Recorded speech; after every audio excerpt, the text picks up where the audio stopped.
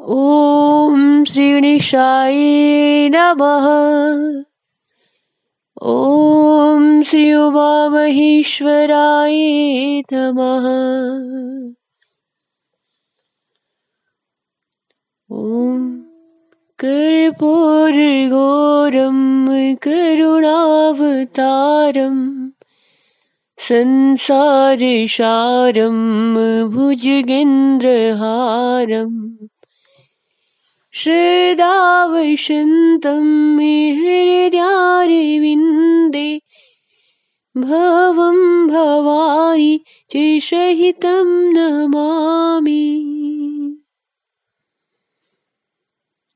ॐ शान्ताकारं भुजगशयनं पद्मनाभं सुरेशं विश्वाधारं गगनसदृशं मेघवर्णं शुभांगं लक्ष्मीकान्तं कमलनयनं योगिर्भिध्यानिगम्यं वन्दे विष्णु भवभयहरं सर्वलोकैकनाथम्।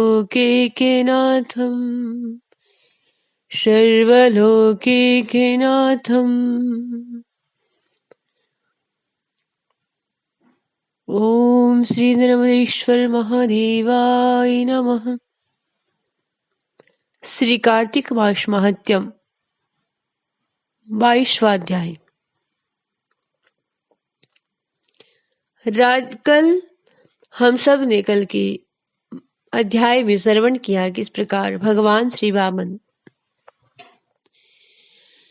ने राजा बलि के द्वारा दी गई 3 पग भूमि स्वीकार की।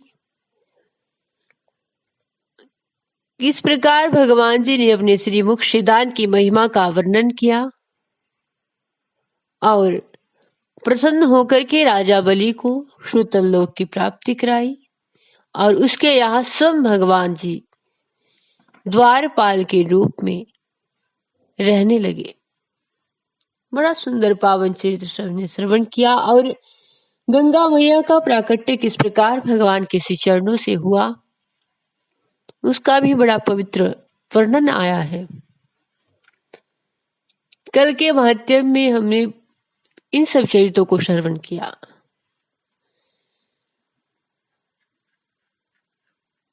आज के महात्म्य का इस प्रकार है कथा। राजा मित्रशह की कथा जो वशिष्ठ जी के श्राप के कारण राक्षस बन गया और अनेक कष्टों एवं भूख से पीड़ित हो अन्य प्राणियों का भक्षण करता हुआ भटकने लगा। सूत जी कहने लगे, हे ऋषियों, भागीरथ के वंश में शोरदास नाम का एक राजा था। उसके पुत्रों का नाम मित्रशह था, जो गुरु वशिष्ठ के श्रापवश राक्षस हो गया, परंतु गंगा जल के प्रभाव से उसने भी परम पद प्राप्त कर लिया। तब ऋषियों ने पूछा कि हे सूत जी, गुरु वशिष्ठ जी ने मित्रशह को किस कारण श्राप दिया? कृपया विस्तार पूर्वक कथा कहे। सूत जी बोले, हे ऋषियों, एक समय अति धर्मपरायण राजा मित्रशह अपने कुछ साथियों के सहित शिकार खेलने के लिए वन में गया और जहां पर उसने अनेकों मृगों का शिकार किया।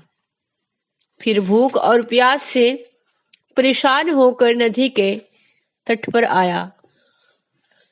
राजा रात्रि भर वहां पर रहा। प्रातःकाल होते ही शिकार की खोज में पुनः चल पड़ा। कुछ दूर जाकर राजा ने देखा कि पर्वत की कंदरा गुफा में एक व्याघ्र है और व्याघ्री मैथुनरत हो रहे हैं। राजा ने उनको देखते ही धनुष पर बाण चढ़ाकर उन पर छोड़ा। बाण व्याघ्र को लगा और वह तत्काल ही गिर पड़ी। थोड़ी देर बाद ही उसने अपने प्राण त्याग दिए। तभी व्याघ्र ने राक्षस रूप धारण करके अत्यंत क्रोध से बोला, हे राजन, तुमने मेरे साथ घोर अन्याय किया है। मैं तुमसे इसका प्रतिशोध अवश्य लूंगा। इतना कहकर राक्षस दुखी मन से वहां से चला गया। तत्पश्चात राजा ने नगर में आकर अपने मंत्रियों को संपूर्ण वृत्तांत कहा।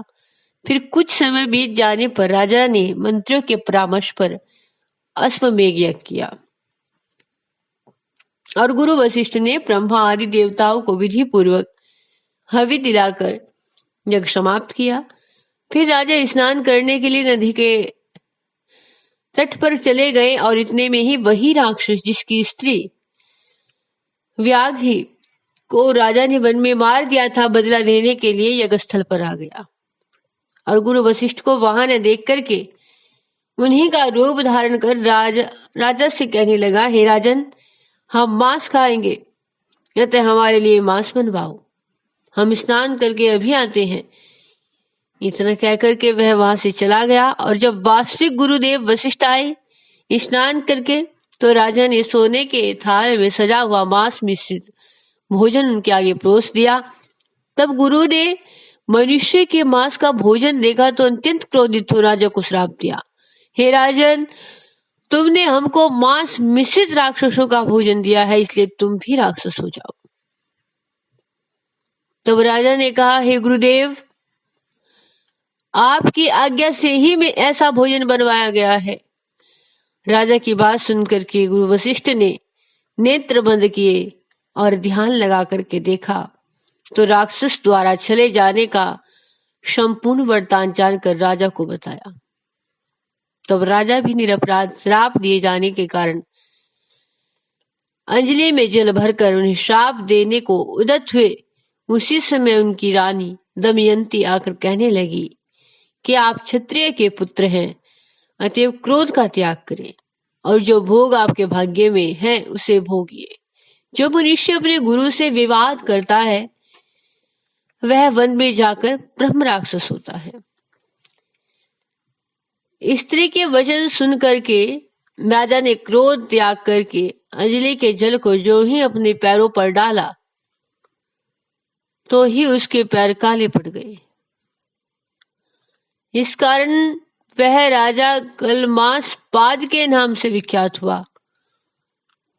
फिर राजा गुरु के चरणों में गिरकर क्षमा मांगने लगा और तभी वशिष्ठ जी ने कहा, क्योंकि यह पाप अनजाने में हुआ है, अतएव मेरे श्राप का प्रभाव 12 वर्ष तक रहेगा। इसके पश्चात तुम अपने वास्तविक स्वरूप में आ जाओगे और अनेक वर्षों तक राज्य का उपभोग करके गंगा जल के प्रभाव से ज्ञान प्राप्त करोगे। फिर भगवान श्री विष्णु की सेवा करते हुए अंतकाल में परम शांति को प्राप्त करोगे। तत्पश्चात गुरु वशिष्ठ जी ने अपने आश्रम को चले गए और राजा राक्षसी देह धारण कर निर्जन वन में भूखा प्यासा फिरने लगा। वह अनेक कष्ट सहता हुआ नर्मदा नदी के तट पर आया और वहां भी पशु पक्षी मनुष्य सर्प आदि खाकर विचरण करने लगा। संयोगवश घूमते हुए एक दिन वहां एक मुनि को अपनी पत्नी से रमण करते हुए देखा। भूख से पीड़ित होने पर उसने मुनि को पकड़ लिया और उसकी स्त्री ने जब अपने पति को राक्षस के हाथों में देखा तो वह राक्षस रूपधारी राजा से विनय पूर्वक बोली, आप वास्तव में राक्षस नहीं हैं, अभी तो सूर्य कुल में उत्पन्न मित्र सह नाम के राजा है। मेरा पुत्र अभी छोटा है, अतएव बिना पति के मैं वन में कैसे निर्वाह करूंगी, इसलिए आप मेरे पति को प्राण दान दे दे। प्राण दान से बढ़कर अन्य कोई दान नहीं है। उस स्त्री की प्रार्थना का राक्षस पर प्रभाव नहीं हुआ और जैसे कोई व्याघ्र मृग के बच्चे को पकड़कर खा जाता है वैसे ही उस मुनि को पकड़कर वह राक्षस खा गया। और तब मुनि की स्त्री ने उसे श्राप देते हुए कहा कि तुमने मैथुन अनुरत मेरे पति को मारा है, इस कारण जब भी तुम मैथुन करोगे मृत्यु को प्राप्त होकर पुनः राक्षस योनि को प्राप्त होगे। यह 2 श्राप एक साथ सुनकर के राक्षस देहधारी राजा भी क्रोधित होकर बोला कि हे दुष्टे, एक अपराध के बदले तूने 2 श्राप दिए, इसलिए तू भी पिशाचिनी बनकर वन में भटकेगी। इसके पश्चात वह स्त्री पिशाचिनी हो गई और भूख प्यास से व्याकुल होकर उसी वन में इधर उधर भटकने लगी। बोलिए श्री राधे कृष्णा की जय, श्री गौरी शंकर की जय, श्री नर्मदेश्वर महादेव की जय। ओम श्री गणेशाय नमः। ओम श्री उमा महेश्वराय नमः। श्री तुलसी चालीसा। जय जय जय तुलसी भगवती सत्यवती सुखदानी, नमो नमो हरिप्रिय श्री श्री वृंदावन खानी। जय नंदिनी जग पूजिता विश्व पाविनी देवी, जयति पुष्पसारा सुरभि देहु अमर व अम। श्री हरि शीस विराजिनी देहु अमर व अम। जनहित ही वृंदावनी अब जनहि करहु विलम्ब। धन्य धन्य श्री तुलसी माता, महिमा अगम सदा श्रुति गाता। हरि के प्रारण से तुम प्यारी, हरि हेतु तप कीनो भारी। जब प्रसन्न है दर्शन दीनो, तब कर जोरी विनय वश कीनो। हे भगवन कंत मम हो, दीन जान जन छाड़े हु छोहु। सुनी लक्ष्मी तुलसी की वाणी, दीहु श्राप क्रोध परियानी। अस अयोग्य वर मांगन हारी, हो विटप तुम जड़ तनुधारी। सुनी तुलसी श्रापो ते ठामा, करहु वास तुम नीचन दामा। दियो वचन तुम धरि तत्काला, सुनहु सुमुखी जन होय विटाला। समय पाहि वह रोपति तोरा, बूझहि आश वचन सत मोरा। तब गोकुल में गोप सुदा, माता सुभई तुलसी तू वामा। कृष्ण रास लीला गे माही, राधेश को प्रेम लखि नाही। दियो श्राप तुलसी तत्काला, दर लोक तुम जन्म बाला। भयो गोप वह दानव राजा, शंखचूड़ नामक शिर ताजा। तुलसी भय तासु की नारी, परम सती गुण रूप अगारी। हस देव कल्प गीत तब गाऊं, कल्प दैत्य जन्म तब भयाहूँ। वृंदा नाम भायु तुलसी को, असुर जलंधन नाम पति को। करियति वंद अतुल बल धामा, लीन्हा शंकर श्री संग रामा। तब नित शेद सहित शिवहारे, बरहीन तब हर हरि पुकारे। पतिव्रता वृंदा थी नारी, होई न सके पति गंगारी। तब जलंधर वेश बनाई, वृंदा दंग हरि पहुँचु जाई।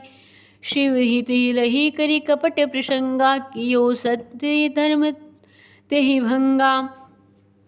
भयो जलंधर कृष्ण हारा, सुनी वृंदा और शोकी अपारा। तीहि श्रान में कपट हरिटारी, लखी वृंदा दुख गिरा उचारी। जलंधर ही जस हत्य अभीता, सोई रावण वे हरि सीता।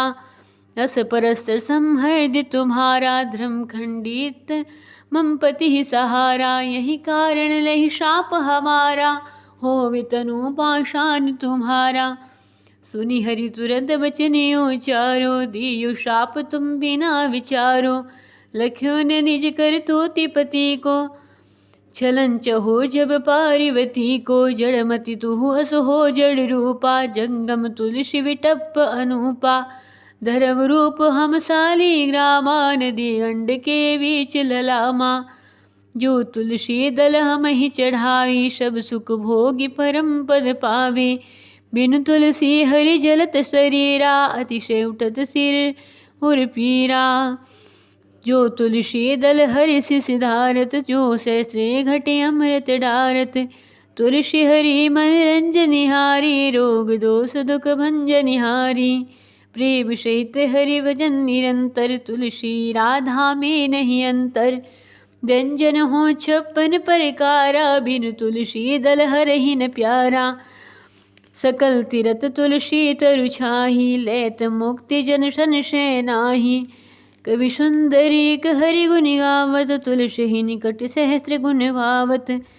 बसत निकट दुर्वासा धामा, जो प्रयाग के पूर्व ललामा। पाठ करहि जो नित नर नारी, होय सुखी भासै त्रिपुरारी। तुलसी चालीसा पढ़ही, तुलसी तरु घर धारी। दीप दान करि पुत्र फल, पापहु बंदहि नारी। सकल दुख दरिद्र हरि, हारे वही परम प्रसन्न। अतिशय धन जन लही, गहे बसी पूर्णा अन्न। लही अभिमत फल जंगम मह, लही पूर्ण सब काम। जल दल अर्पहि तुलसी तह, सहस बरस हरि धाम। सहस बसहि हरि धाम। तुलसी महिमा नाम लख, तुलसी सुत सुख राम। मानस चालीसा रचो, जग में तुलसीदास। जग में तुलसीदास। बोले श्री तुलसी महारानी की जय। श्री वृंदावनी गुण खानी की जय। श्री तुलसी माँ के 8 नाम। ओम वृंदा वृंदावनी, विश्व पूजिता पुष्पसारा। नंदिनी कृष्ण जीविनी, तुलसी विश्व पाविनी, विश्व पूजिता। बोले श्री तुलसी मात की जय। जो व्यक्ति इन तुलसी माँ के 8 नामों का जप करता है और चालीसा का पाठ करता है, वह श्री तुलसी महारानी की कृपा प्राप्त करता है। भगवान श्री कृष्ण उस पर सदैव प्रसन्न रहते हैं। बोलिए श्री राधे कृष्णा की जय। श्री राधा रानी की कृपानुभूति से मिलती रहती है।